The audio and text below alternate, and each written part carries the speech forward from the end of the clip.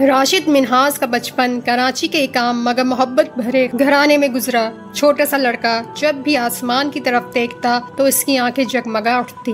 پرندوں کے جھنڈ کو دیکھ کر کہتا، امی ایک دن میں بھی ان پرندوں کی طرح آسمان چیر کر اڑوں گا، لیکن فرق یہ ہوگا کہ میرے پرندے لوہے کے ہوں گے اور ان پر چمکتا ہوا ہلالی پرچم بنا ہوگا۔ اس کے والد اکثر اسے پاکستان کے ہیروز کی کہانیاں سناتے۔ وہ جذبہ دل میں بڑھتا گیا کہ ایک دن فوج میں جانا ہے۔ بچپن کے یہ خواب نوجوانی میں ایک مقصد بن گئے۔ جب وہ پائلٹ بننے کے لیے ایئر فورس اکیڈمی میں داخل ہوا تو ہر لمحہ اس کی آنکھوں میں پاکستان کا جھنڈا لہراتا۔ سخت ترین ٹریننگ، مشکل امتحانات اور کئی بار تھکن سے ٹوٹنے کے قریب پہنچنے کے باوجود وہ ہمت نہ ہارتا۔ راشد منہاس کو بالآخر وہ دن دیکھنا نصیب ہوا جب وہ پاکستان ایئر فورس کا حصہ بن گیا۔ جب پہلی بار اس نے وردی پہنی تو اس کی ماں کی آنکھوں میں آنسو تھے، مگر یہ آنسو خوشی اور فخر کے تھے۔ اکیڈمی میں اس کا شمار ذہین ترین کیڈٹس میں ہوتا۔ اس کی مسکراہٹ، دوسروں کی مدد کرنے کا انداز اور وطن کے لیے مر مٹنے کا جذبہ اسے سب سے منفرد کرتا۔ لیکن حالات تیزی سے بدل رہے تھے۔ ملک کے اندر اور باہر سازشوں کا جال پھیل رہا تھا۔ کچھ لوگ ایسے تھے جو پاکستان کو کمزور دیکھنا چاہتے تھے۔ انہی دنوں ایک ایسا واقعہ ہونے والا تھا جو تاریخ بدل دے گا۔ راشد کو ایک دن پرواز کی ذمہ داری ملی۔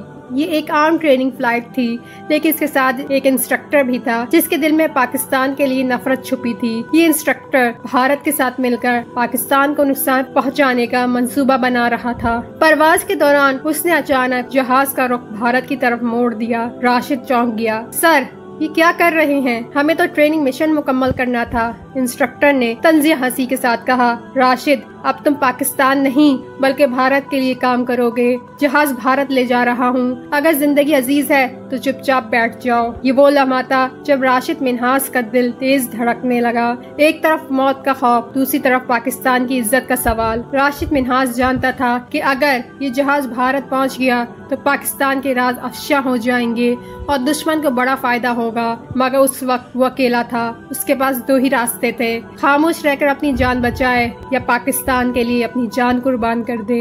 چند لمحے اس نے آنکھیں بند کی، دل میں والدین اور پاکستان کا پرچم آیا اور وہ فیصلہ کر چکا تھا۔ راشد نے تمام قوت کے ساتھ کنٹرول سنبھالنے کی کوشش کی۔ انسٹرکٹر چیختا رہا، ہاتھا پائی ہوئی، لیکن راشد کے ذہن میں صرف ایک بات تھی، پاکستان کی عزت میری جان سے بڑھ کر ہے۔ اس نے جہاز کو زمین کی طرف موڑ دیا۔ لمحہ لمحہ موت قریب آ رہی تھی، مگر وہ پرعزم تھا۔ جہاز زمین سے ٹکرایا اور راشد منہاس نے جام شہادت نوش کیا۔ وہ صرف 20 سال کا جوان تھا، لیکن اس کی قربانی نے پاکستان کے لاکھوں دلوں کو جھنجھوڑ دیا۔ جب یہ خبر آئی تو پورا ملک رو پڑا۔